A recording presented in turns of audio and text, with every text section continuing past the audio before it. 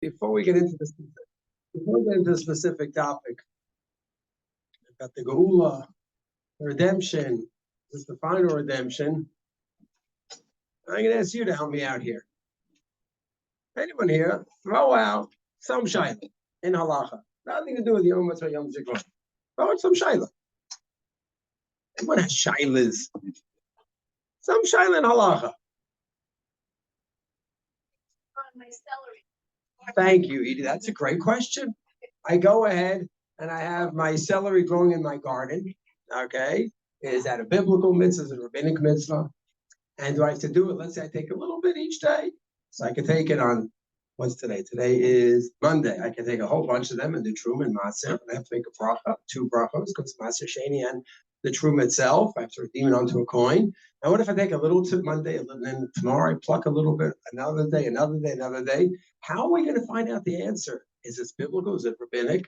If I take 2 brachos, 1 bracha, 0 brachas every day that I tithe it or no? If I know each day at 10 in the morning, I'm going to take a little bit each day, pluck it, I'll make 1 tithing now for the whole week. Where are we going to find the answer to that shayla? Where? What are we going to do?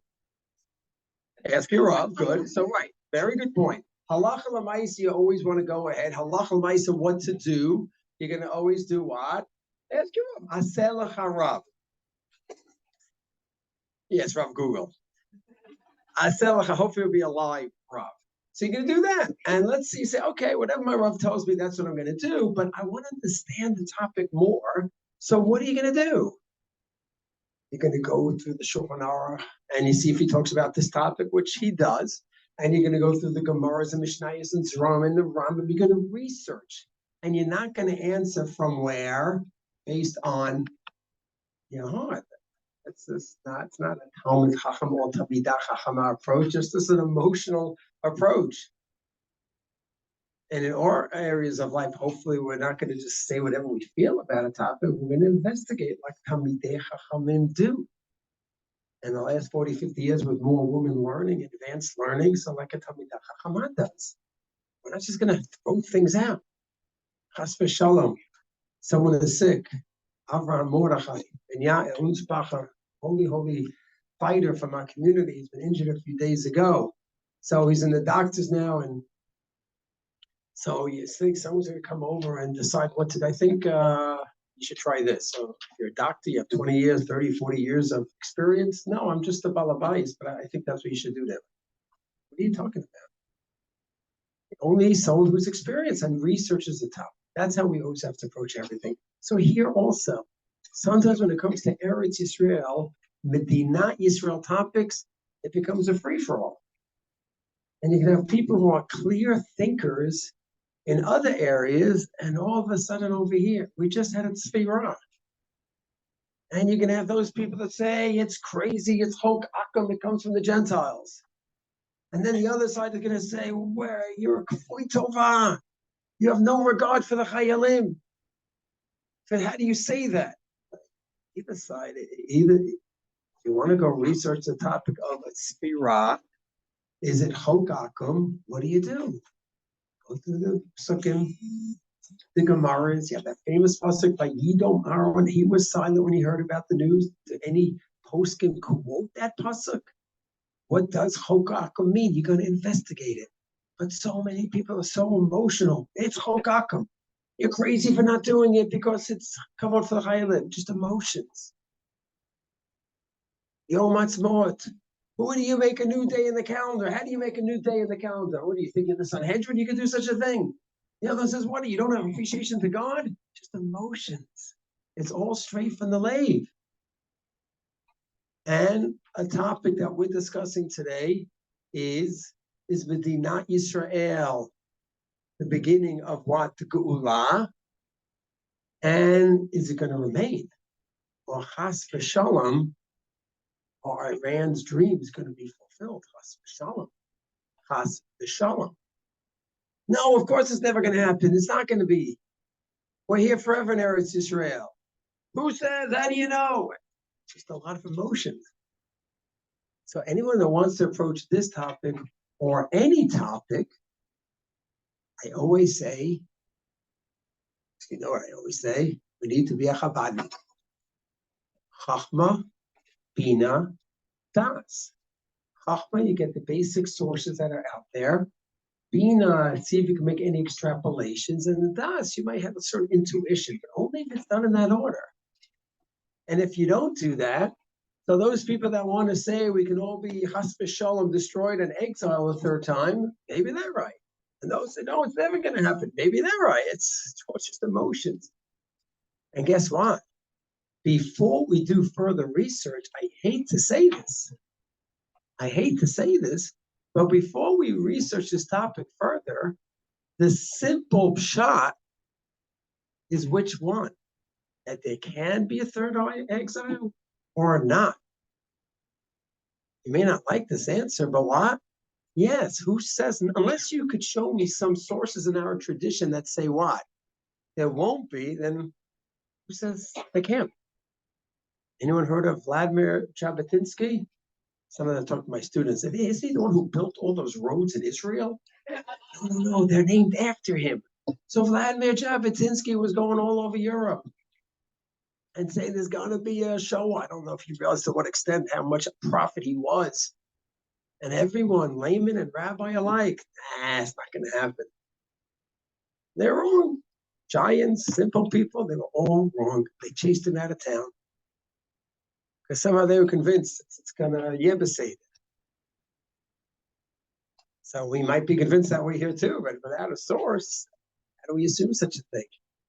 On the other hand, you had Meir Khan, Hashem Yikom Damo, 1980, who was a spiritual Talmud of Vladimir Jabotinsky in 1940. Vladimir Jabotinsky was in his home. He was 8 years old, Meir. He's a young man, very much influenced. He was in his home. His father was a big activist. And then years later, 40 years later, he launched Project Zero in America. So we have to get out of here, not just the Mitzvah Aliyah, but America is going to be going down soon, just like Jabotinsky won. And it was 1980, it's 44 years later, and it didn't. What's going to be? Only Hashem could say. Each person in Choslas has to make a decision how he or she predicts where things are going. So these things are all just feelings. We don't know. So does Amish have anything to say? So here's my take on the topic. So you have halachas in the Shulchan Aruch, based on the Gemaras and Brachos, which say that if a miracle happens to you individually, you say Sha'as alines b'makom hazeh. Every time you pass by that place, if it's more than 30 days, Sha'as alines. That's a halacha from the Gemara Brachos, Rambam, Rif, Rosh, Shulchan Aruch. It's all there. How do you define a nace? Does it have to be a nace nigla like Yam Suf? Does it have to be something which was just so freaky? I didn't read my directions. My ways wasn't working. I ended up in Ramallah instead of Ramlah. Bad mistake. And what happens? They're all around me and they're ready to kill me. And they are totally prepared, and that's their biggest dream. And out of nowhere, some righteous Gentile in Ramallah guns them down and I escape. That's crazy. Is that enough of a miracle that next time I visit Ramallah, when it's in Jewish hands and they're gone, I say, we all like that idea, I do too, that we say, Sha'as alines b'makom hazeh. That's an amazing shayla leposkim, and it's discussed. What do we do about a nace that happens to me? Good. That's halacha. We say b'yachas hagomel when I'm in an accident and it's life-threatening. You don't understand to be an open nace. It's as long as it's salvation. Good. Now, what about the topic of creation of a Jewish state? Do we have any guidelines over there? So the answer is not really. You're not going to find any in the Shulchan Aruch that I know. So can we even say this is a gula to begin with? And even if it is gula, can we say that it's heading in that direction, but the chait, if we sin and we don't act properly, then it could stop. Chas v'shalom. So in terms of this being a bracha or geula, so the Gemara has cases when you have a bracha, you say shachyan. When you have a miracle, you say sha'as alines b'makom hazeh. If you go to the Kriyat Yam Suf, and you say Shasane Slavoseinu, you have all these halachas codified. So you have the concept of receiving a bracha, that's in the Shulchan Aruch. And you say Shachianu. Someone gives you a big gift, you didn't expect the Shachianu, that's a bracha. Something out of the ordinary, a nace, whatever it is, a nace as we mentioned, then you say a bracha for that too. So we decide, and the halacha lets us decide what we consider a bracha. Because a lot of money, you win the lotto, we know it may not be a bracha in the end. Your whole lifestyle might go down. But right now, I think this is a bracha. I haven't paid my bills. I haven't made the month for 40 years. Now that I have $5 million, I could buy a bathroom in Ramat Beit Shemesh.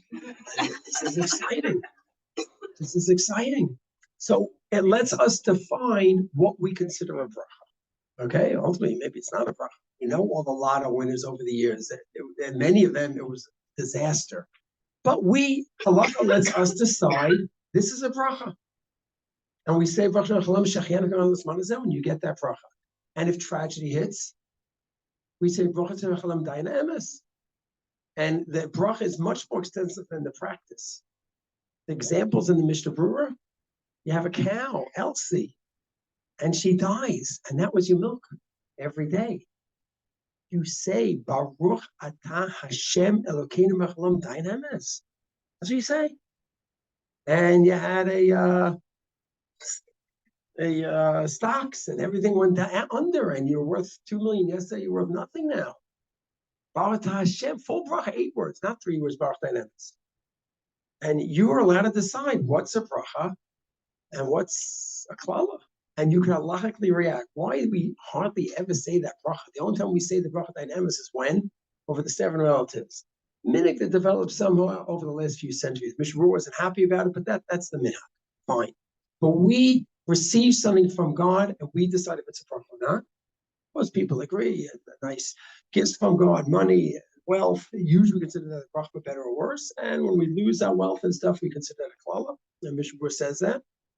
And of course, a relative Hashem dies, you hear a Hayal dying, we should say the full bracha. That's the din for various reasons we know. So we have things occur to us, and we respond accordingly. So now we have something crazy happen. Against all odds in 1948, 2,000 years, we're talking about coming home. At 48, all of a sudden, we have Jewish sovereignty. Not the strongest Jewish sovereignty. We see the effects of Joe Biden over the last half year, how he affected our war efforts and slowed them down totally, and it's been a disaster. So we're not totally sovereign, but okay, it's a lot better than a few years ago, earlier in the Holocaust. So many of us would say that's a bracha. A Satmar Chassid, based on the Satmar Rebbe Zatzal, would say, no, not only is it not a bracha, it's actually what? A klala, it's the work of this Satan, the Satan. That was his position. This is not the time to go through the Satmar Rebbe wrote thousands of pages on this topic, which I appreciate. I happen to appreciate the Satmar Rebbe very much. Of course, he didn't just say, this is it, and you have to accept it. He wrote about it and read his work, argue, accept it. But he wrote. Rav Aviner, leader in the Datilami community, wrote a work commenting line by line, arguing, which is great. That's good debate. So he held it's not a bracha. He cannot have legitimate Jewish sovereignty before Mashiach. So even if the Knesset was filled up with 120 Gedolim, the Satmar Rebbe doesn't matter. Because you can't have Jewish sovereignty until Mashiach. That was his position. So he doesn't look at the state of Israel as a bracha.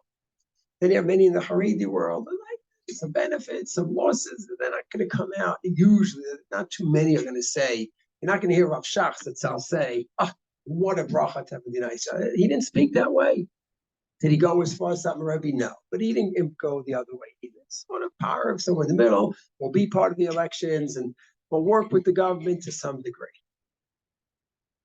The one gadol I know was in the Haredi world today that would openly say it's a bracha from Hashem. Maybe there's more, is Rav Asher Weiss. Rav Asher Weiss from Ramot, to me, he's a gadol of Gedolim. Because to me, I'd like a gadol to be able to at least say this is the bracha from Hashem, because that's very much my opinion. But I respect those who don't see it that way, even though I think it's a very wrong approach. And anyone who's ever been to the Arush Shul or not, Satmar Rebbe is proudly displayed there. He was a giant of a person, even though when it comes to his position within Yisrael, it doesn't enter this person's head. I could look at the greatest bracha, in my opinion, 2,000 years as a klala, as a satanic work, but that was his position. Fine. So you have those that say it's wrong, it has to be dismantled. That's the Rebbe. Those that say it's like power type of thing. Then you have those who say it's a bracha from Hashem. But then the next question is it not just a bracha, but more than that, it's Atchalta Tegula. Now, simple pshat, we see throughout the Shulchan Aruch that we could define what a bracha is. So you could say, in all due respect to the Rebbe and the Satmar approach, and this, you can't have Jewish sovereignty before. Maybe the Gemara Ksuvas is Agadata, it's not little, and therefore I don't embrace that approach that the state is usher, and therefore I look at this as a bracha. From the Holocaust, we have some level, we could defend ourselves, we could bring each other home, we could build up yeshivas, we could build up Arabs, and it's up to us what we do with it. And looking back 76 years, we've done a lot of good things, a lot of horrible things. It's a mixed bag, but I say, it's been a bracha. Big gadol. Just like you go ahead and have a marriage and you have your fights and your challenges and your kids and this and that. It's not always so simple. This one's not doing so well and that one didn't exactly go the way you wanted, but big gadol. This life of marriage and family is a bracha with challenges. So I look at the Medinat Yisrael that way as well. Someone could say, but to say geula, redemption, how do you say that? How do you say that? That's a legitimate question. And the question is on Danny Myers. Of course, in our shul, not only on Shabbos, but now since the war started, every single day, we say, Avinu Shem Shemaim, So Yisrael V'Golo, Barecha Medinat Yisrael Reshit Tzmichat Gulatenu. We say it in our shul. On Shabbos, we say the full version. On the weekdays, we say, Reshit Gulatenu, give advice and guidance to our leaders. And then we stop there. Because our leaders certainly need a lot of advice and guidance. I cannot begin to imagine the pressure on PB from all those people on the left that just love him dearly here in our country, that would do anything to bring him down. And then you have the whole world.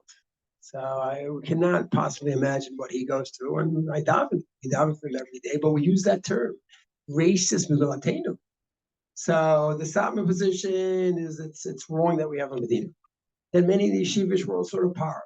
Then you have those that say it's a bracha, which was the head of Mizrahi for several decades, who was very comfortable calling this a bracha. Who was that? Rav Soloveitchik. Yosef Dov Ber Soloveitchik. Two major works on Zionism. What were his two major works on Zionism?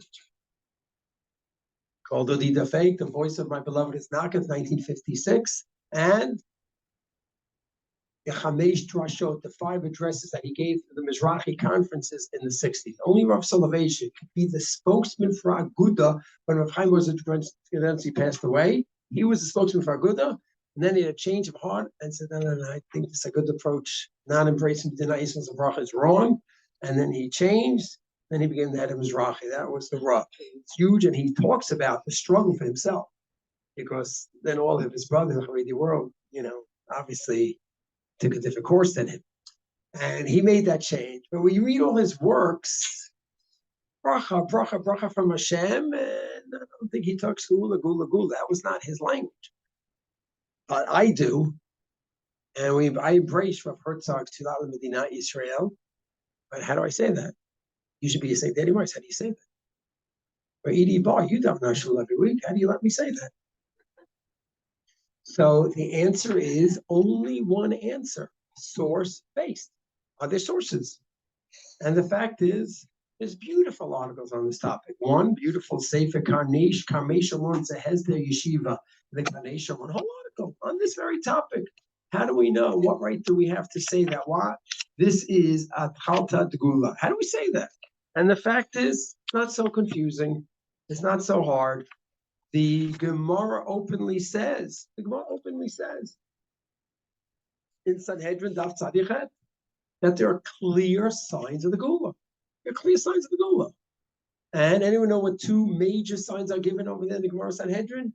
Two clear signs. And it says once you have these two clear signs, you know that you are in the Gula process. The land will bloom again, the fertility of the land of Israel. And number two, And the Jews, and Kibbutz Galiot, that's the Gemara. Sadiches. It's the Gemara Sadiches, which says those are two clear signs of the redemption. When you have the fertility of the land is growing again. 2,000 years, everyone knows Mark Twain's famous essay where he was traveling through the land and he said, this is a despicable place. It's a horrible place. It wasn't thousands of years ago. It was 1800s. This is like a busha. And then a few decades later, the settlers came and just changed everything. God was loyal. We were loyal to the land for thousands of years, davening that we're going to come back. God was loyal. And no one was able to settle the land until we came back. And like all of a sudden, it's green again. And it's flourishing. And even many countries who hate us to a core will import our fruits and flowers. Maybe now they're going to stop because that is pretty in vogue to protest against Israel, but they value our fertility. And then Kibbutz Galiot, then gathering the exiles. How many Jews are here right now? Anyone know? 7.1 million Jews. How many Jews are there around the world? About 15 or so. So that means soon, at the rate we're going, we have no idea what this means practically. When it will be, soon we will have what? Majority. Can anyone tell me? This is a trick question. Watch out. When was the last time we had the majority here in Israel? First, so people always say 2,000 years ago. It's sick to think that the destruction was in 70. We're inching our way to 2,000 years. It's crazy. Horrible. Who could have ever imagined? But thank God we're still around as a nation. No one could have imagined 2,000 years. But it wasn't 2,000 years ago in 70 that we had the majority. The last time we had the majority, if I'm not mistaken, was in Shlomo Melech built the Mikdash about 850 or so before the coming year. The debate about when the exact years were. It lasted a few hundred years, the majority in Israel. And then who already took out the majority? Who? Sancheriv. He exiled whom? 10 tribes. Was that right before Nebuchadnezzar destroyed the Mikdash? No. It was a century before.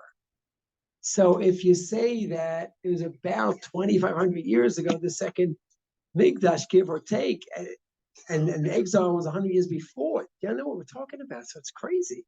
So soon, we're going to have the majority of Jews here. We're not going to know it. It's not going to be like Nefesh B'Nefesh flight 001 arriving 6 o'clock in the morning. Now this flight brings in, we now have tipped the scales.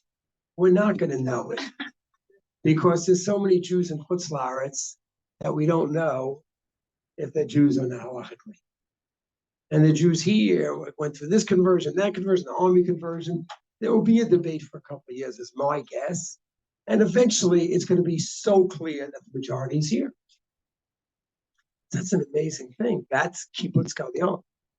And you don't need the Gemara in Sanhedrin to see Jewish testimony about Kibbutz Galiot and the Messianic era. You need to open up what book? A very beautiful book called what?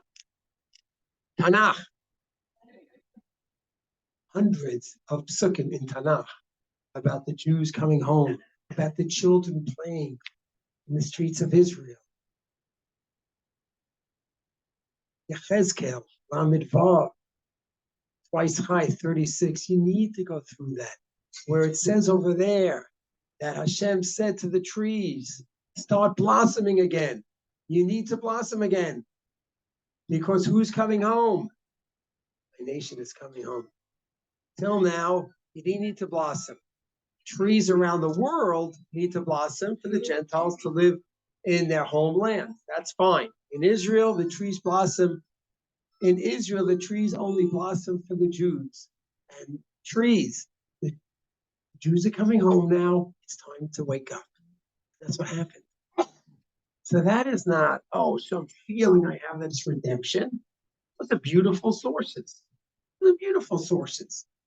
And I don't think it's a stretch in any shape or form to say this is the beginning of the redemption period.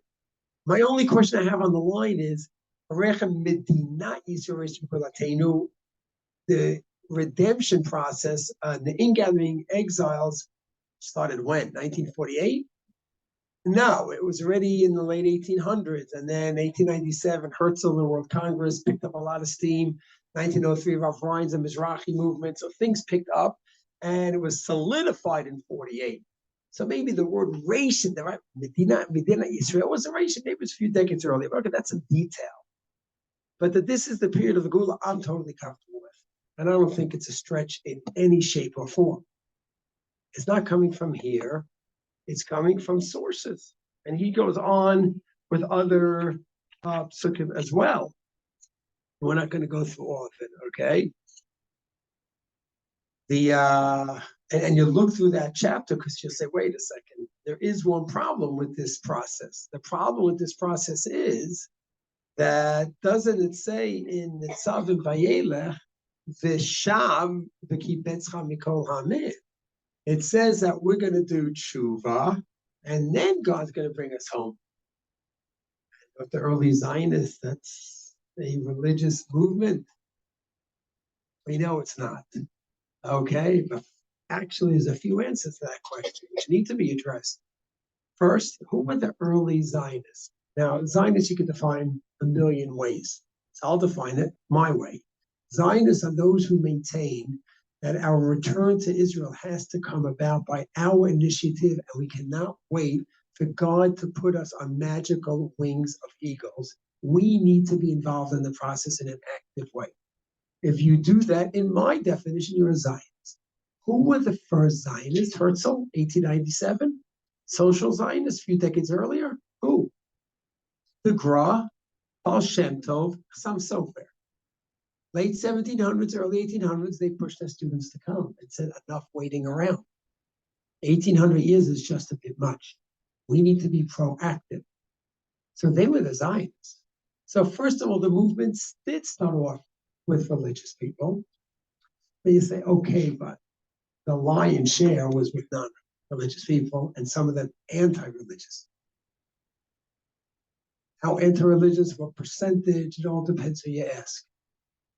You know, there's some people who are totally against Medinat Yisrael. They don't see anything good in it. Yeah, 18 million Yemenite payers were shaved off.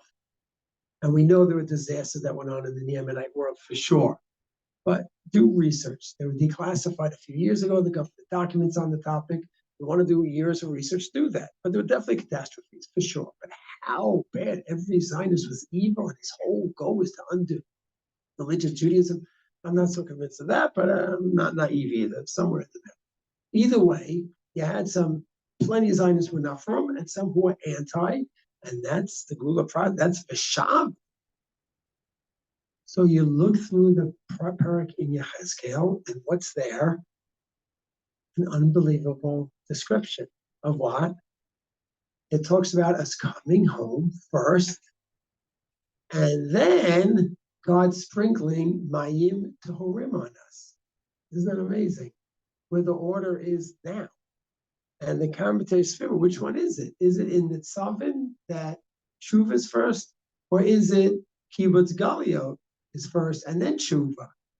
And the answer is, depends on what? On the chapter in history that we're in. That it may reach a time where God says, what? Even though you didn't reach the tshuva level, Hazman Higia, and I'm going to get the process started. It will not be completed till the tshuva, but I will get the ingathering going. And that's what's happening now. You have to read through chapter 3. You have to read through all of Tanakh. Tanakh is neglected, unfortunately. You have people who are first-rate Talmidei Chachamim, that do Daf Yomi, that know Shas, and comes to Tanakh, our history, and our psukim, and predictions about the future, just sort of missing. I think it's very sad. So therefore, we could be comfortable. I'm comfortable. Many here are comfortable. This is the Gula process. But that doesn't mean necessarily what? It's a train that left its station and it's going to get to its destination. Chas v'shalom what? We could sin. And God was kind enough to bring us back home even without complete tshuva, but that doesn't mean we're going to get to the next step. It's a very scary thought, but without any indication from our Masorah saying that no, there's 2 exiles and not a third, so then anything can happen.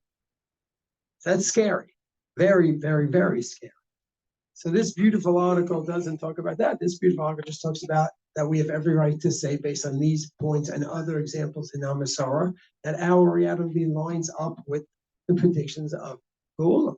But where we're going to go from here. So there happens to be a fascinating Tanhuma.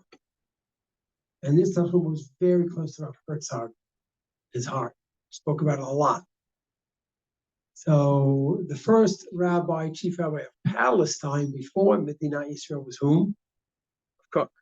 The first chief rabbi of Medinat Yisrael, once it was established as a Medina, was whom? Okay, his grandchild is now the president. Anyone who goes to Atchalta, my dear colleague, compliment Atchalta, that beautiful podium where he stands from, and that Aaron is from where? Dublin, Ireland, where Rav Herzog was the rabbi. And Rav Kaufman's father was from there as well, and they brought the Aaron there. So it's very, very emotional to see that Aaron, thinking Rav Herzog was a giant of giants. And he said, there's 2 exiles and not a third. 2 exiles, not a third. And he spoke about it a lot. And here is the Medrash in Tanhuma in Shoftim, where he says that Hashlish is Yoter Ba. Hashlish is Yoter Ba. They quote a pasuk in Tehillim, in Zechariah actually, and he writes, She'ein mityashvim ba'artzan ela b'gula shlishit. Gula Rishona, the first redemption is Gulat Mitzrayim, when we're redeemed from Mitzrayim. That's the first redemption. Shniya zu Gulat Ezra. The second one is Ezra, where he came back, but they built the second temple up. He came a few years later, actually, but they started the press, and he joined, and he added a lot of weight to it. Not too many people came then. What was the number in the book of Ezra? 42,000 and change. 42,000. Millions of Jews kicked out of from the Mikdash 70 years earlier. Yirmiyahu predicted it's going to be 70 years. Ezra the Gadol Hador went back, and 42,000 came. Everyone was already in Persia, getting busy, making their Persian rugs, making the millions. Unbelievable. Really unbelievable. So when I see all the resistance against coming back to Israel and this and that, because of Ben Gurion, and because of Herzl, because of this, because of that, we have resistance against leaving. The inertia is just hard. Jews are very resilient people. And wherever you put us down, we just rise to the top. And we get comfortable in our settings. We got comfortable in Egypt, we didn't want to leave there. 4th, 5th state in Egypt. We got comfortable in the Midbar, we don't want to leave there. We get comfortable in Persia, we don't want to leave there. That's just it. There's nothing to do with Ben Gurion and Herzl and this and that. Here you had Ezra, you had the Mikdash, and you had the prophecy of Yirmiyahu. And yet everyone stayed back. There's nothing to do with it. Any reason that people give, just different excuses. And I'm not blaming anyone. It's hard to move. I'm not making it simple, but it's not because of this hashkafa reason. It's hard. It's just hard. And that's just a reality. But back to this Medrash Tanhuma, the end of Shoftim. He says you have the Geula Rishon is Mitzrayim, Geula Shniya is Ezra, Shlishit Ein La Hefsek. Wow. The third one, Ein La Hefsek. What does that mean? Third one, Ein La Hefsek. No, that's a serious source. Tanhuma is a very serious source. The Medrash. That's a Medrash. Chazal. Chazal's 2,000 years ago.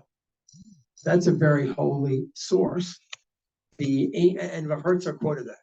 He very much embraced that approach, that there's not going to be a third Galut, exile. It's not happening. That was his approach. You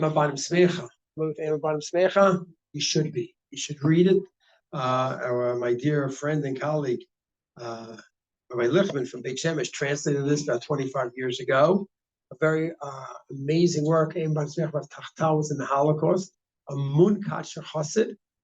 staunch anti-Zionist before the state was born, but he said this whole movement based on non-religious people, puzzle treif, like his Rebbe, the Munkacher. The Munkacher was sort of a generation ahead of the Satmar Rebbe. That's, Satmar Rebbe sort of continued that approach. And he was that way. And then he stuck hiding out from the Nazis. He says, you know what, I think maybe we made a mistake. And he wrote this book with thousands and thousands of sources, much of it by heart, while he was hiding away, saying that's it. And even if it's through non-religious Jews, this is God's path forward to building up the Third Commonwealth. And he has a beautiful chapter, a must read.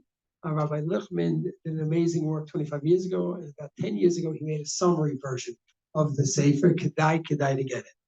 And in the book 3, chapter 29, he starts off with an amazing cryptic medrash. It says that we have sat on our land and we defiled it. And Hashem said, Oy, halavai, that the Jews were with me in Eretz Yisrael, even though they are metameyed.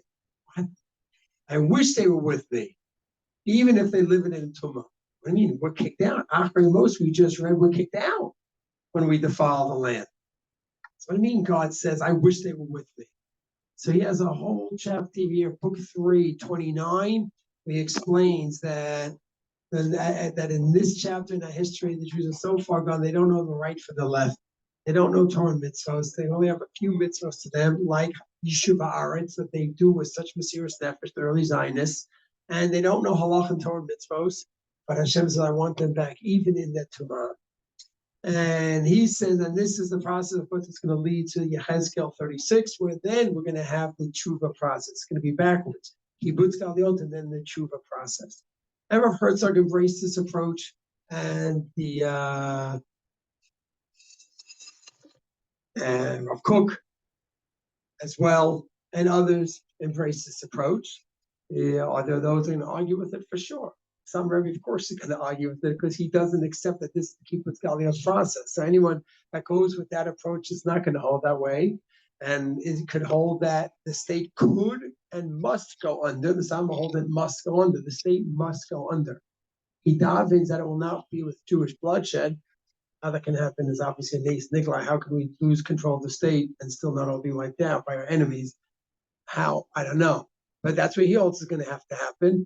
Others will say it could happen that we're going to go under. And many of us are going to embrace this Medrash Tanhuma and Rav Herzog and others that say that, yeah, this is the Geula process, like we learned, and it's going to continue until we get to our final destination.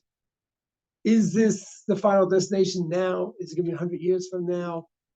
That I have no sources on, so I can't answer. There I finish off with the Rambam, who says at the end of the Book of Malachim, the details of how it's going to work, we just don't know. I'm comfortable saying because of that Gemara and the Psukim in Tanakh that line up with what's going on in nowadays. I'm comfortable with that. Where it's heading, the Rambam writes in Malachim that hard to really know the details. And he puts down those that say, oh, this is exactly what's going to be. And this shows that, and that shows that. And this is Gog and Magog. And we had the two, carriers that Biden in his better day sent 6 months ago. That's the beginning of Gog and Magog. Like, we don't know. We don't know. I don't know. And unless you could show me clear connection between this pasuk, this medrash, and the reality on the ground, I'm not comfortable saying any more than this is the Geula process, and I certainly embrace Tanhuma that it's going to continue. So just to summarize some of the things that we said now. So we have a Masorah about appreciating God's individual brachas that he gives us, and God lets us decide. Allah lets us decide. Yeah, I think the fact that I got $1 million, I'm going to say, and the fact that my cow that was supporting me died, I'm going to say that's a klala, that's bad, that's psurot ra'ot, I'm going to say daina emes. And the fact that I somehow was saved being in this town, it was against all odds, I'm going to say, Baruch Hashem she'asa li nes b'makom hazeh. So those brachas is in the halacha. Now, what about when you have a bracha which seems 1,000,000 times bigger? Hakamat Medinat. So you think for sure. So you have all the different approaches. You have the Satmar that says absolutely not. And the yeshivish world sort of somewhere in the middle, and then you have those who are positive. Those who are positive are going to say this is a bracha from Hashem, but they're not going to commit that it's Reish B'Latenu. And then those that commit, no, this is actually Reish B'Latenu, based on the different indications. We're maintaining that the sources, the Tanakh sources, the Midrashim, and the reality today go hand in hand, and all the predictions of the redemption, Gula, that's what's happening. And those who don't go that way, which is fine. So do we maintain once this is the Gula, it's going to continue? Depends who you ask. You need a source for that, in my opinion. You can't just say, well, I feel that way. It doesn't get us anywhere good, in my opinion. So I think there's a very powerful Tanchuma, and Tachtal in Ebar Smecha goes, I think, in that direction. I've heard some first Chief Rabbi certainly went in that direction. Is that going to be a knockout punch for everyone? Of course not. They'll read the Tanchuma after they're going to read it, just like the Gemara and Hedron, they're going to read however they want to read it, and that's their choice. That's my position. That's where I am at. And so after we come to our 76th birthday in Mamish in a few hours, so we have to have tremendous Hakaras HaTov to Hashem. And even this year, where it's a tragedy of tragedy, none of us ever, how old any of us are, I guess anyone who was alive in the Holocaust areas, I guess it was different. But anyone post-Holocaust till now, we never saw anything like this, obviously. And it's not going to be the same kind of celebration. But it should be still a celebration. We're having the shul barbecue in my house tomorrow. We are having music. Those of us who hold that you can have music. I would shave, but being the principal of two Haredi schools, so I don't want to lose my ability to have hashpah in those circles, and our bias and my tzionut, have to know how far to push the envelope. Coming in clean shaven might, lose my hashpah in that world, which I don't. I think it's important in the Haredi world to have Zionists in that world, and people that look at things a little bit differently and try to balance things out, because most people in the Haredi world teaching, they are more the Rav Shach Satmar approach, and I think it's important to have a balance. So those of us who are not shaving limited, so yes, I would shave, and we're going to have music tomorrow at our party. It is still a party. And you say, but what do you mean? We're mourning. We're not Bayless. We're not Bayless, and we're mourning at the same time as we are celebrating. And we do that. We can have our Bayless on Moed at the same time. We do that.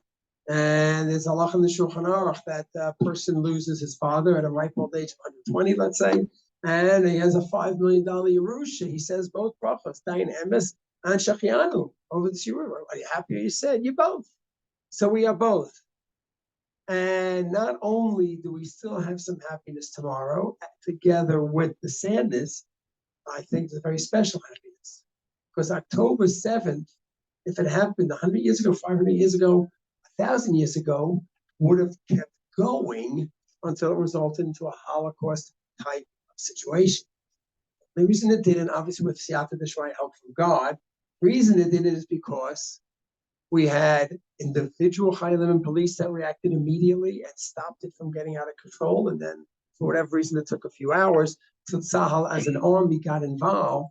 And only because we have our own state and our own army, even if the world tries to have us fight with our hands tied behind our backs, and all of those who do Yamach Shemam, they should be wiped out. They are enemies. People are trying to stop us from defeat Hamas.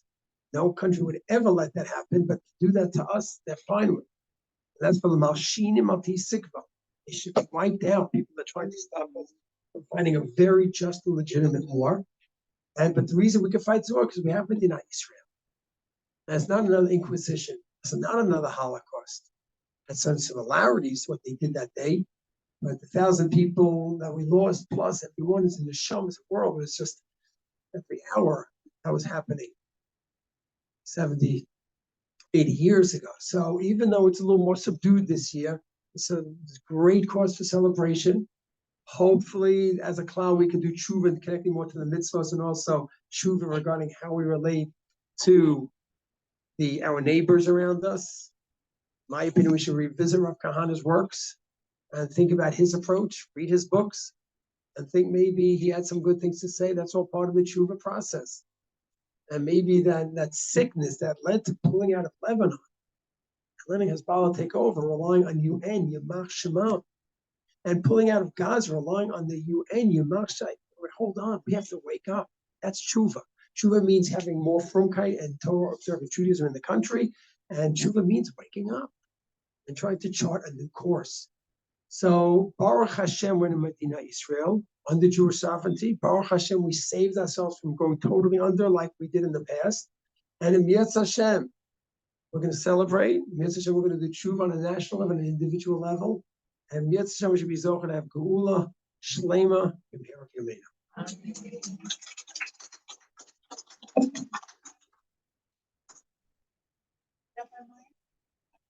Yeah.